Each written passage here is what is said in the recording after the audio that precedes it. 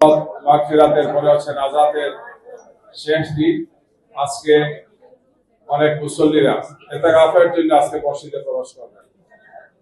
প্রিয় ভাই এবং বন্ধুগণ, আল্লাহ রাব্বুল আলামিন আমাদেরকে এই মাসটি দিয়েছেন লাআল্লাকুম তাত্তাকুন, অর্থাৎ মুসলমানরা যারা, ইমানদার যারা আমরা রোজা রাখছি তারা যাতে তাকওয়ার গুণ আমলে অর্জন করতে পারে।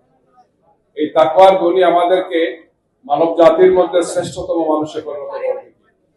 এই মাসের গুরুত্ব আরেকটি কারণে, সেটি হচ্ছে শাহরু রমাদান আল্লাযী উনজিলা ফীহিল কুরআন।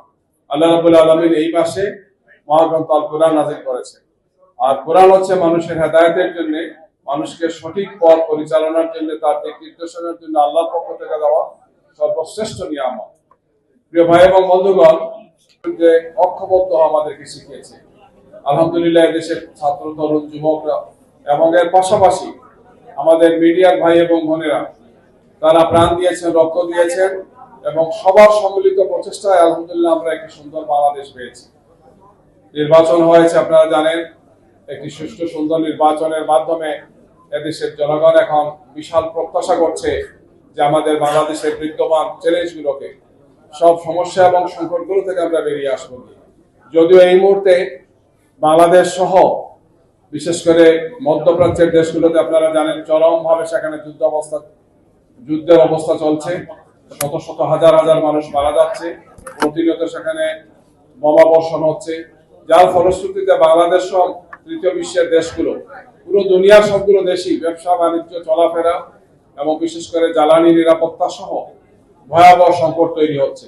আমরা মনে করি যে এই সমস্যা সমাধানের জন্য যুদ্ধই সমস্যার সমাধান নয়, কূটনৈতিকভাবে এবং আলাপ আলোচনার মাধ্যমেই এই সমস্যার সমাধান করতে হবে।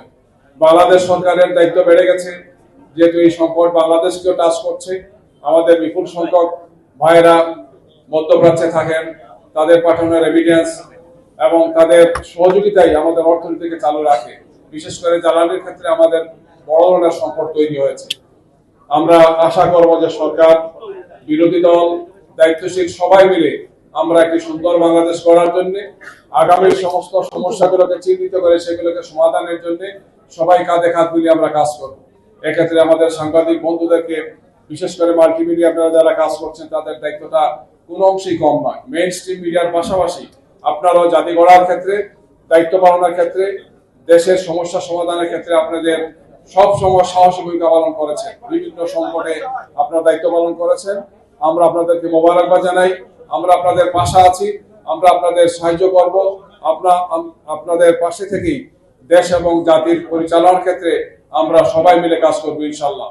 সেই প্রত্যাশা ব্যক্ত করে আপনাদের সবাইকে মোবারকবাদ জানিয়ে আমার বক্তব্য এখানে শেষ করছি। সবাইকে ধন্যবাদ। আসসালামু আলাইকুম ওয়া রাহমাতুল্লাহ।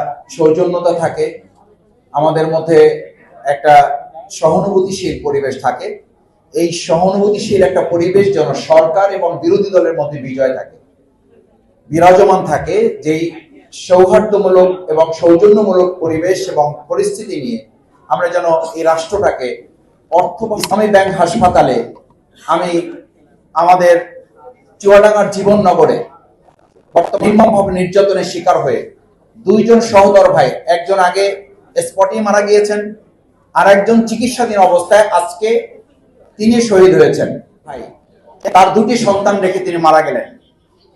তাহলে আমরা একসাথে ফ্যামিলি কার্ড দিচ্ছি একই দিনে, একই সাথে একটা পরিবারকে আমরা তছনছ করে ফেলছি, দুটো পরিবারকে আমরা তছনছ করে ফেলছি। তাদের স্বপ্ন, তাদের সুখ, তাদের আহ্লাদ, তাদের দুটো কন্যা সন্তান, একটার বয়স 8 বছর আর একটার বয়স হচ্ছে 4 বছর, তাদের বৃদ্ধা মা আছে।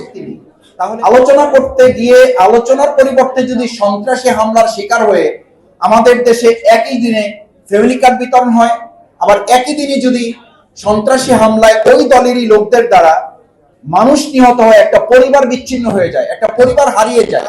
আইনের শাসন বাস্তবায়ন করে এ সমস্ত খুনিদের কোন দলীয় পরিচয় বা প্রশাসনের দ্বারা প্রভাবিত না করে অবশ্যই তাদেরকে সন্ত্রাসী হিসেবে চিহ্নিত করে তাদেরকে আইনের আওতায় নিয়ে আসার মতো একটা পরিস্থিতি, ফ্যামিলি কার্ড কার্যকর হবে, পরিবারগুলো শান্তিতে বসবাস করতে পারবে।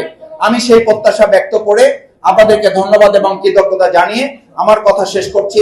বিশেষ করে মাল্টিমিডিয়া রিপোর্টার্স ইউনিটি আমাদের পাশে থেকে আপনাদেরকে সামনের দিকে কিভাবে আরো রাষ্ট্রের সাথে কার্যকর ভূমিকা পালনে এগিয়ে নিয়ে যাওয়া যায় সেটা আমরা ভূমিকা পালন করব সেই প্রত্যাশা ব্যক্ত করে সবাইকে ধন্যবাদ জানিয়ে আমার কথা শেষ করছি।